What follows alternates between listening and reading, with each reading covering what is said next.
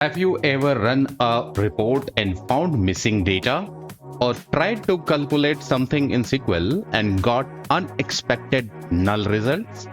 Null values can break calculations, mess up reports, and cause confusions if not handled properly.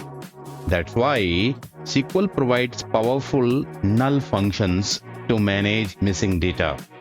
In this video, we will cover ISNULL, that is replacing null values with defaults, COALESCE, that is picking first available value from multiple columns, how nulls affect sorting, counting, and calculations, how are they used in aggregate functions, and at last, top 5 interview questions on null values and their answers. By the end, you will understand null functions completely and be ready for real-world SQL challenges and interviews. So let's dive in. So we are in SQL Server Management Studio, and in order to show these all functionalities today and null functions, let's go and create one table. The table is table products today, and this table has got 5 fields. The first field is product ID, which is of integer type and having primary key constant, as well as it has got identity. Identity, if it has got that, product ID will be inserted as 1, 2, 3, 4, 5, like that. And the second field is product name, which will contain the name of the product, and that phrase is unit price, is the unit price of the product. For example, if a sweater is sold at rupees 100, so 100 is the price for one sweater. This is called unit price, unit in stock, but that how many units are available right now in this stock, and units on order, that means how many units have been ordered right now.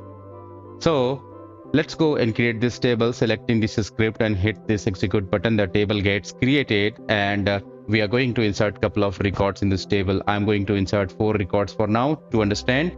Let's go and hit this button. 4 records have been inserted. Let's review the data. The data for that, I have already written select star from TVL products, and this is the data. You see there that product ID 1 is of Puma SS shoes. The unit price of Puma SS shoes is 3,500, and there are hundreds of units available right now in the stock, and there are 2 such units which are right now in order state. Likewise, we have product ID 2, which is sweater woolen, and each sweater unit price of the sweater is $500, and the units in stock right now, there are 200 such sweaters in the stock, but null orders. That means there is no order at all here. UCB jeans, like we have $4,000 for one unit, and there are 50 such units available, and there are 5 in order. So you see that this data is mixed. The units on order is a field which contains null. Obviously it contains null because there is no data entered for this, and this can be a problem for you if you are going to generate a report out of these data, and if you have not handled null values properly, you may end up with incorrect report, and could be a goofy report of a missing messed up report, wherein you will not end up at any conclusion. So we are going to discuss this all and understand how can we handle the situation. Make sense? Let's go and try to see this. First, select statement. What I'm going to do is I'm going to select product name, unit price, and unit on order, and at any point of time I wanted to also track value of ordered amount. The value of ordered amount is calculated based on units on order. I mean how many are currently being ordered, and multiplied by unit price. So you see that Puma SS shoes $3,500, and there are 2 units on order, so multiplying these 2 becomes 7,000 rupees. So $7,000 is what is currently value of ordered amount. But you see something strange here is value of ordered amount is nothing, and it's not even 0. It is null, which is having no meaning. Okay, so if you are going to calculate this and you are going to properly treat this, null functions can come into the picture. So let's go and rewrite this query again.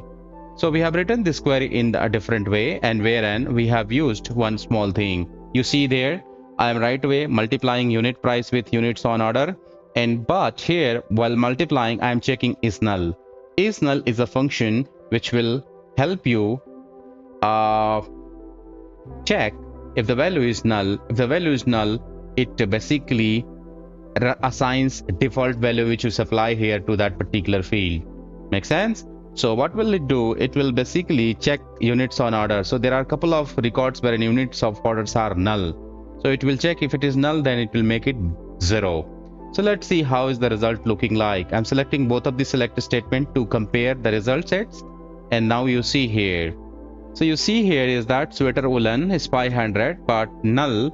So here it is null. So no order has been placed. Obviously, then the value should be 0, not null. So this actually makes sense, and it looks better than what we used to have a goofy result if we did not handle the null values correctly.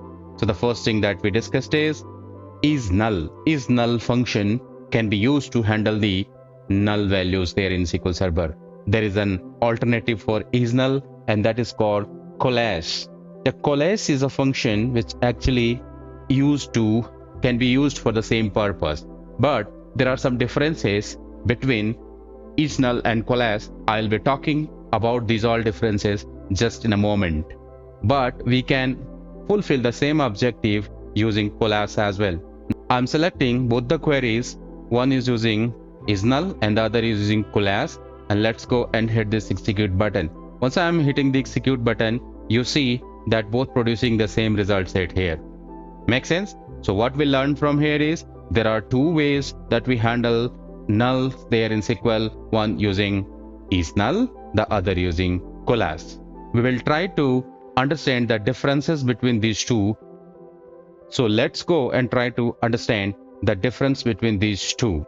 Let's quickly define this null function. So null functions are the built-in functions. Built-in functions means those functions which are already built in, which we do not create, because we can also create functions in SQL Server. They are called user-defined functions. So that help handle null values in queries. Since null represents missing or unknown data, these functions are essential for replacing, comparing, and managing null values effectively. This is how we define null functions. And here is the difference. The difference between IsNull and COALESCE. Number of arguments. In IsNull, you only supply 2 arguments.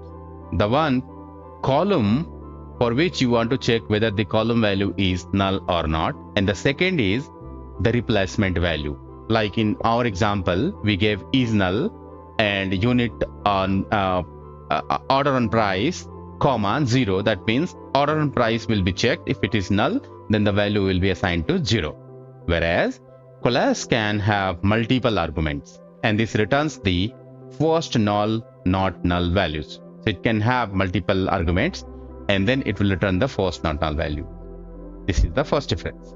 We will say this in example. Secondly, data type handling. It returns the data type of the first argument because this doesn't have multiple arguments. The first, it basically translates or returns the data type of the first argument. But in case of COALESCE, this returns the data type of the highest precedence argument. So the argument which is having highest precedence, it will return the data type of that. Third is performance. So IsNull is slightly faster.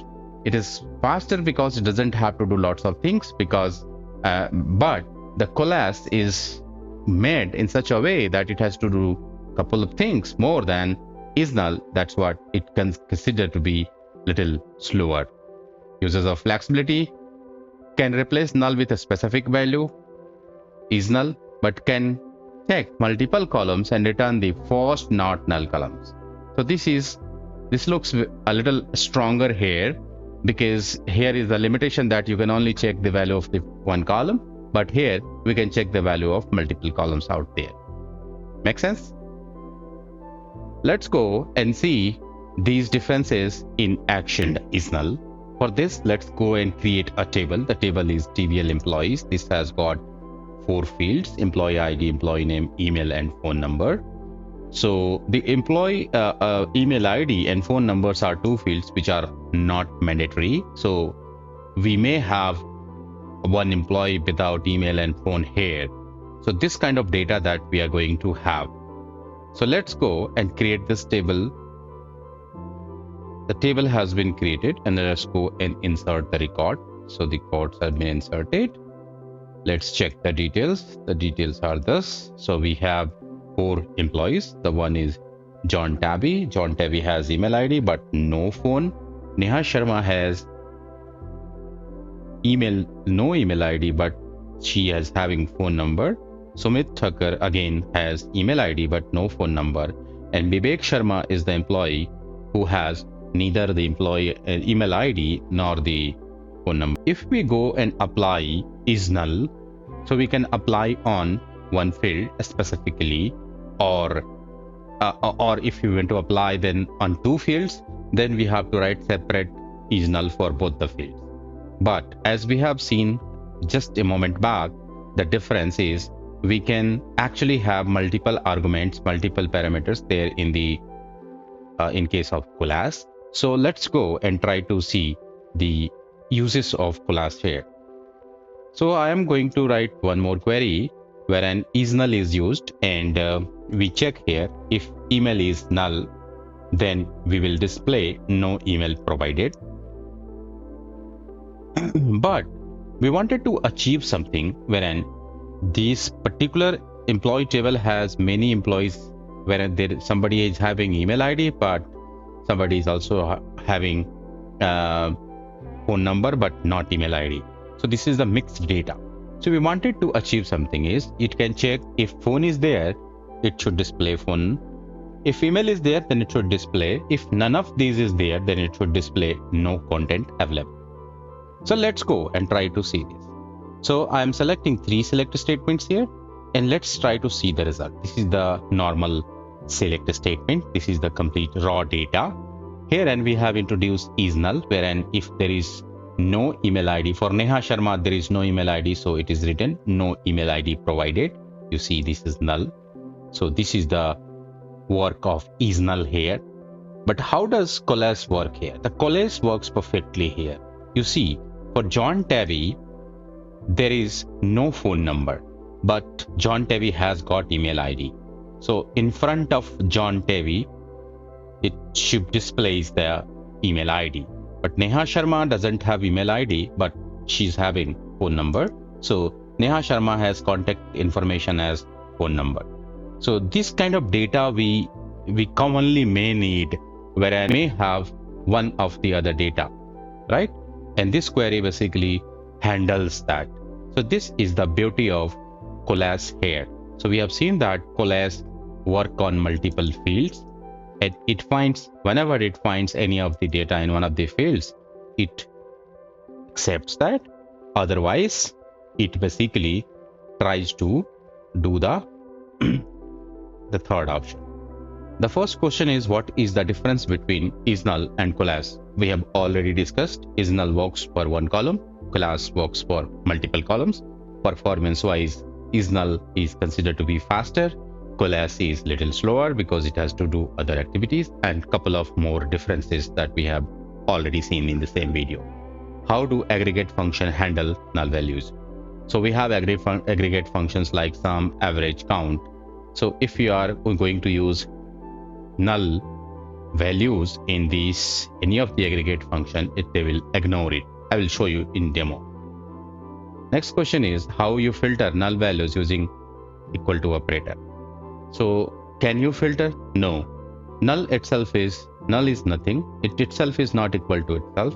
So if you go and try to compare, like select all from employee table where email equals null, so it will display nothing because it is not considering null equals null always. Okay, so I'll show you this in demo right now in some time.